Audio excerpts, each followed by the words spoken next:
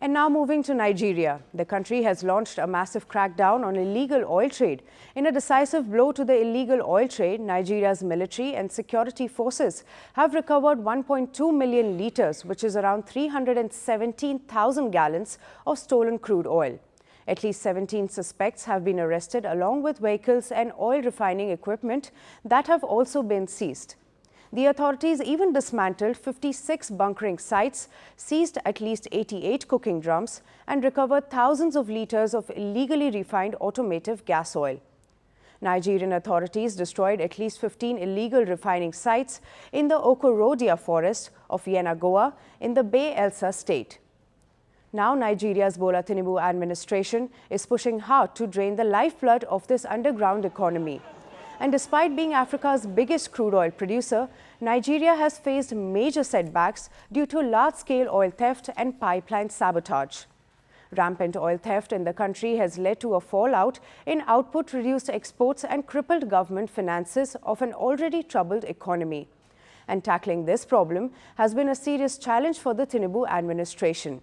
The scale of oil theft has increased in recent years. Between 2009 and 2020, Nigeria lost approximately 620 million barrels of crude oil, which was valued at $46 billion. In 2022, about $23 billion in oil revenue was lost to theft, which is also one of the highest in recent years. Nigeria's oil-rich Niger Delta is the hotspot of the illegal trade. Here, thieves who are usually heavily armed militiamen arrive on speedboats and siphon oil from pipelines using mini drums and hoses.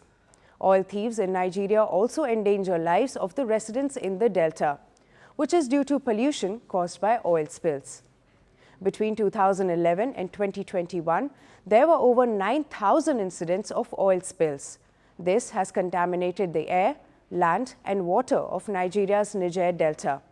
Rising oil theft also forces Nigeria to slip as the continent's largest exporter and fell behind Angola, Algeria and Libya. But this year it bounced back and claimed its top spot back. The government is improving security measures to help tackle criminals. It also deployed a batch of military-grade gunboats to help the Navy fight oil thieves. Oil exports are crucial for Nigeria's economy. Production of crude oil currently averages to about 1.8 million barrels per day, compared with 1.3 million barrels per day in March. Though Nigeria has the capacity to export close to 2 million barrels per day, experts say the country's oil output could meet its potential in few months if security measures continue to remain tightened. The West African country is in dire need to ramp up its crude production as it faces a troubled economy, fast-falling naira and insufficient foreign exchange.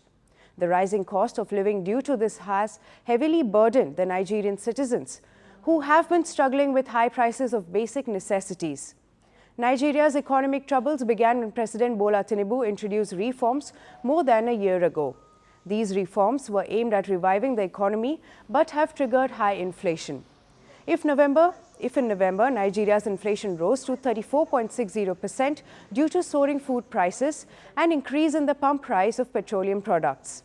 Earlier this year, Nigeria's capital, Abuja, and commercial capital, Lagos, witnessed protests by citizens against the persistent economic hardships. The demonstrations, dubbed as "End Bad Governance protests," called for President Bola Tinubu to step down. These protests turned violent after they were met with a deadly crackdown, including mass arrests and killings. Some protesters were also charged with treason. President Tinubu maintains that this phase of economic crisis is temporary. But Nigerians argue that President Tinubu should first cut his cabinet salaries and tackle state corruption before asking them to be patient with the hardships. The Nigerian president, who has the largest cabinet in the country's history, refused to do so. But the government says it has heard the demands of its people. While reversal of set economic reforms as demanded by protesters receives no mention, the government says it is using its resources to fight criminals stealing oil, which indeed is impacting Nigeria's economy. So can this bold crackdown on oil thieves by the Nigerian government result in the permanent end of the economic sabotage?